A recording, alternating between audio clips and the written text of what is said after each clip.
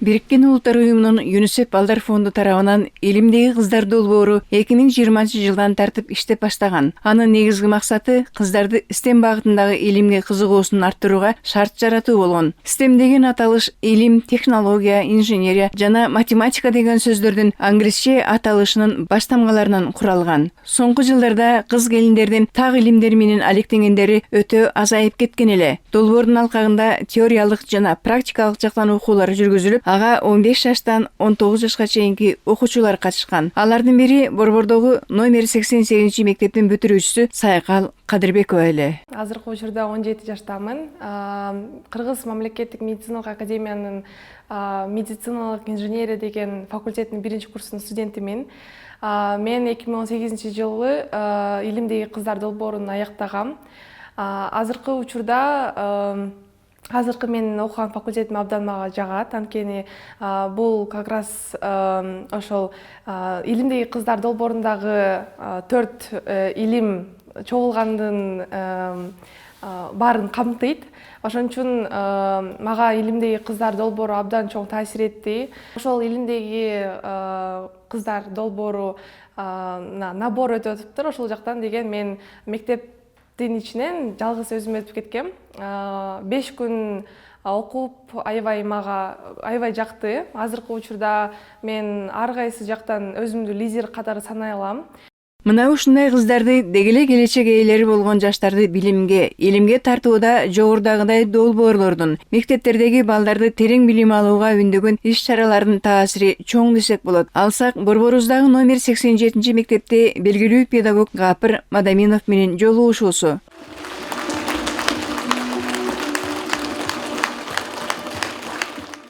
Жолугушууга катышкандар мугалим, окуучулар, ата-энелер балдарга мыкты билим берүүгө биргеликте кам көрүүнү көздөшүп, ири отуруп, түз кеңешип, балдарды окууга, билимге тартууну туура жолго коюунун жолдору, ыкмалары тууралуу кеңири пикир алышты.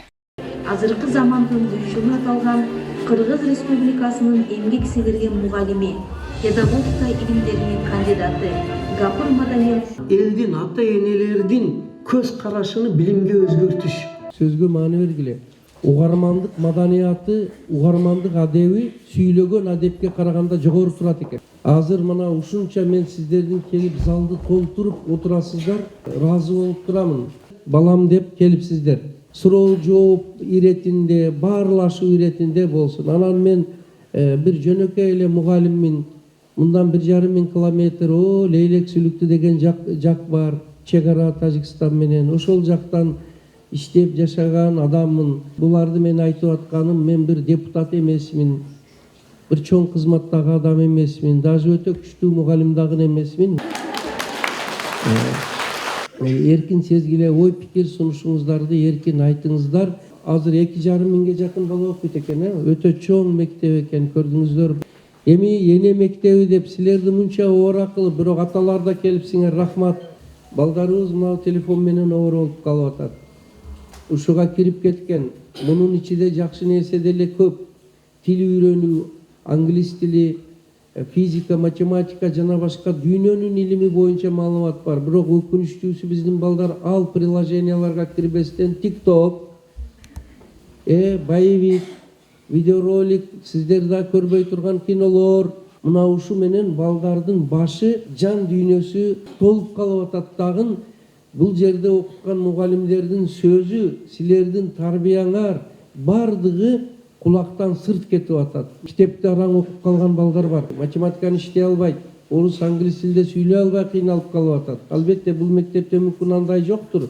Дептерин ачып көрсөңөр, математика, орус тил, кыргыз тил жазган иштерини, сочинениясыны өтө ойлонтурат. Ката көп.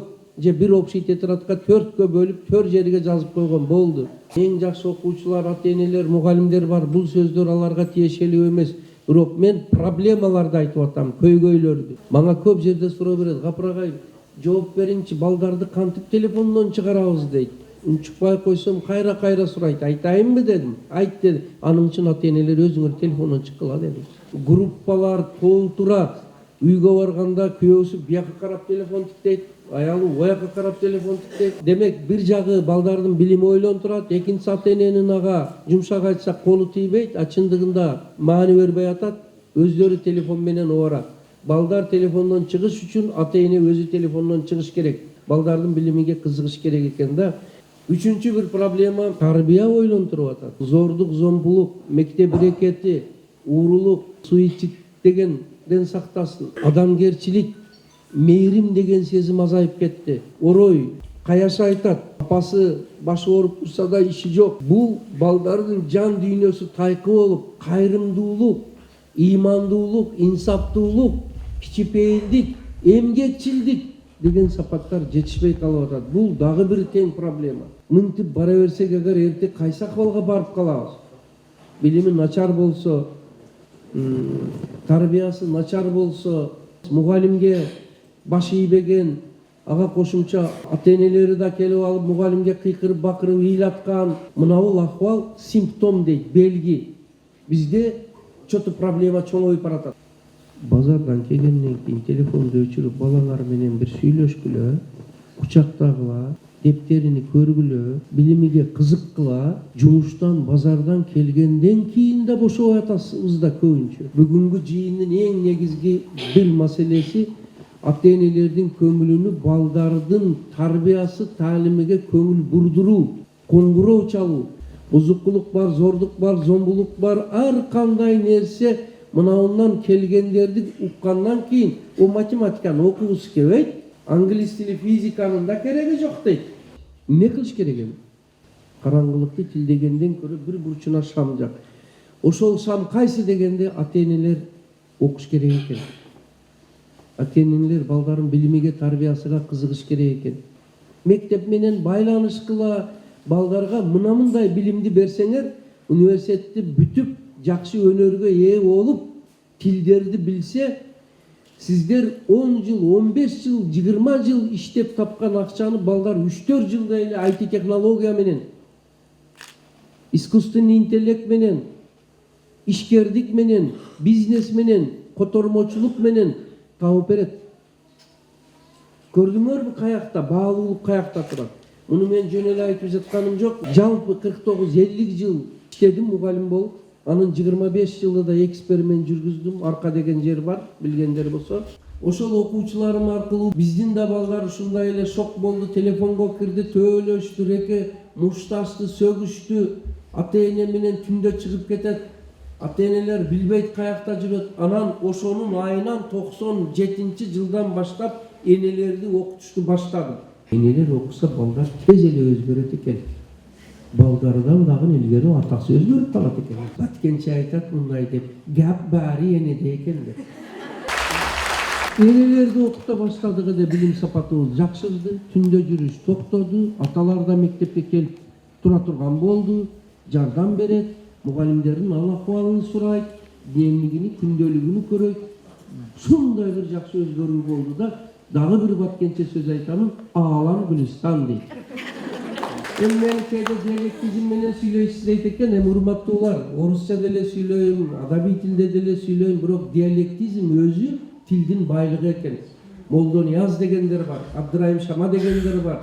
Бул Нарын, Талас, Чүй, Бишкек, Баткен, Жалал Абад, бул бардыгы эле бир кыргыз, бөлүнүп жарылуу болбош керек. Канча тилибиз бай болсо, ошончо биз кайта жакшыбыз. Урматтуулар, энелер, кантип өзгөрөбүз, колду көтөрөбүз. Биринчиси, балдардын билимиге назар салабыз, көз салабыз. Дептер китебин көрөбүз. Экинчиси, черный касса, белый кассага аз барып, убагыбызды балдарга арнайбыз. Үчүнчүсү, өзүбүз дагы китеп окуйбуз, тарбиялайбыз. Демек китеп окуйт экенбиз. Төртүнчүсү, үй бүлөдө китепкана түзөбүз. Үй бүлөдө китеп болуш керек. Бешинчиси, үйдө атасыга жакшы сыйлап, жакшы климат түзүп, балдарга үлгү көрсөтөбүз. Кайталап айтам, балдар атасыны, туугандарды, дүйнөнү эненин көзү менен көрөбүз. Эми кийинкиси, бала тарбиясы бул өтө чоң өнөр, искусство, илим деп жазып койгула. Баланын тарбиясыга колдолабыз. тер төгүп тарбиялаш керек. Жактымы? Дагы бир кайталайбыз. Тер төгүп тарбиялаш керек. Эми базарга, Ош базар, Дордой базар, Бишкекке барганда биринчи балдарга китеп алалы. 15-20 минут жүрөгүңөр сыгылбай эле окуп койгула. Сиздер китеп окуй баштаган күндөн баштап балдардын мамилеси китепке, билимге өзгөрөт. 3 жаш, 5 жаш, 7 жаш, 9 жаш, 14 жаш, ар жашта тарбия башка-башка болуш керек. Биз бардыгыга бир тарбия мойнунду жүрүп алайын деген. Элдин баласында эмессиңби деген бир эле методика. Бул ар бир жаштын өзүнүн тарбиялоо методикасы башка болот экен. Тарбия дүйнөнү сактайт, адамды сактайт, үй бүлөнү сактайт. Анан ошол сиз жетекчи болуп турган гимназияга кызымды киргизе албай арманда калганмын. Бирок ошол илимимден кичине болсо да балдарымдан билим алып келип, азыр ошол кызым Манаска өттү өз күчү менен. Бал менен. Негизи үй бүлөнү, баланы тарбиялоо бул ата-эненин милдети. Баланы кичинекейинен тарбияласак, ошо үзүрүн көрөрүбүздү да туура айттыңыз. Сизге узун өмүр, ден соолук, ушундай жакшы сөздөрүңүздү элден аябай жүрө беришиңизди каалайм. Ар бир эле ата-эне азыр өздөрүнүн балдарга убакыт бөлө албай атабыз, чындап мындай сапаттуу көңүл бөлө албай атабыз деп күнөөлөйт болушубуз керек. Балдарымды мындай өзүм жаныма клуб кылып отургузуп алып, анан алардын ошо мектепте эмне окуп атышканын, бир жаңы кызыктуу эмнелерди тапканын, кандай бир жаңылыктарды ачканын сүйлөшөм да. Алардын келечектеги кыялдары жөнүндө, ошо учурдагы бир коомго таасир этип аткан маалыматтар жөнүндө сүйлөшөбүз. Анан муну менин балдарым үй бүлөлүк терапия деп аталышкан да. Жолугушуп атканыбызга кубанычтабыз. Мындан ары дагы Кыргызстан үчүн, Кыргызстандын балдары, мугалимдери, ошо жалпы эле улуттун келечеги үчүн кылып жаткан кызматыңыз үчүн чоң рахмат.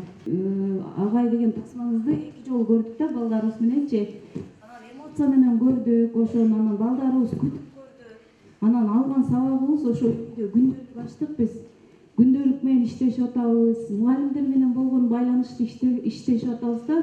Анан балдарым ошо баа койдуруп, сизди баягы сиздин ролуңуздагы агайды көрүп, башка тасмадан көргөндө мындай кичине таасирленишти да, агай жакшы агай турбайбы депчи.